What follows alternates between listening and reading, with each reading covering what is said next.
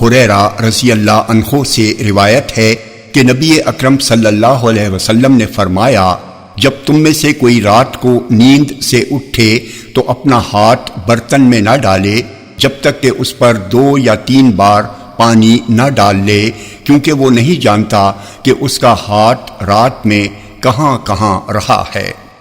جامع ترمذی حدیث نمبر 24۔ یہ حدیث صحیح ہے۔ سعید بن زید رضی اللہ عنہ کہتے ہیں کہ میں نے رسول اللہ صلی اللہ علیہ وسلم کو فرماتے سنا، جو بسم اللہ کر کے وضو شروع نہ کرے اس کا وضو نہیں ہوتا۔ جامع ترمذی حدیث نمبر 25۔ یہ حدیث صحیح ہے۔ مغیرہ بن شعبہ رضی اللہ عنہ کہتے ہیں کہ میں نبی اکرم صلی اللہ علیہ وسلم کے ساتھ ایک سفر میں تھا، آپ قضائے حاجت کے لیے نکلے تو بہت دور نکل گئے۔ جامع ترمذی حدیث نمبر 20۔ یہ حدیث صحیح ہے۔ ابو ہریرہ رضی اللہ عنہ کہتے ہیں کہ رسول اللہ صلی اللہ علیہ وسلم نے فرمایا، اگر مجھے اپنی امت کو حرج اور مشقت میں مبتلا کرنے کا خطرہ نہ ہوتا تو میں انہیں ہر نماز کے وقت مسواک کرنے کا حکم دیتا۔ جامع ترمذی حدیث نمبر 22۔ یہ حدیث صحیح ہے۔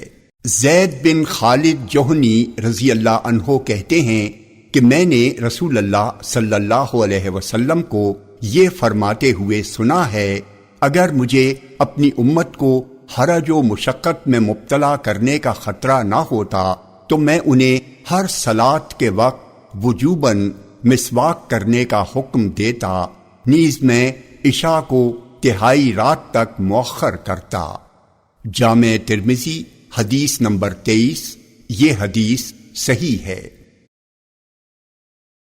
بن یزید کہتے ہیں کہ سلمان فارسی رضی اللہ عنہ سے بطور طنز یہ بات کہی گئی کہ تمہارے نبی نے تمہیں ساری چیزیں سکھائی ہیں، حتیٰ کہ پیشاب پاخانہ کرنا بھی، تو سلمان فارسی رضی اللہ عنہ نے بطور فخر کہا، ہاں ایسا ہی ہے، ہمارے نبی نے ہمیں پیشاب پاخانے کے وقت قبلے کی طرف منہ کرنے، دائیں ہاتھ سے استنجا کرنے اور 3 پتھر سے کم سے استنجا کرنے اور گوبر اور ہڈی سے استنجا کرنے سے ہمیں منع فرمایا ہے۔ جامع ترمذی حدیث نمبر 16۔ یہ حدیث صحیح ہے۔ عبداللہ بن مسعود رضی اللہ عنہ کہتے ہیں کہ نبی اکرم صلی اللہ علیہ وسلم قضائے حاجت کے لیے نکلے تو آپ نے فرمایا، میرے لیے 3 پتھر ڈھونڈ لاؤ۔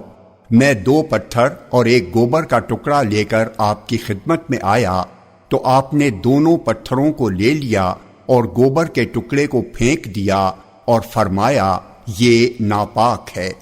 جامع ترمذی حدیث نمبر 17۔ یہ حدیث صحیح ہے۔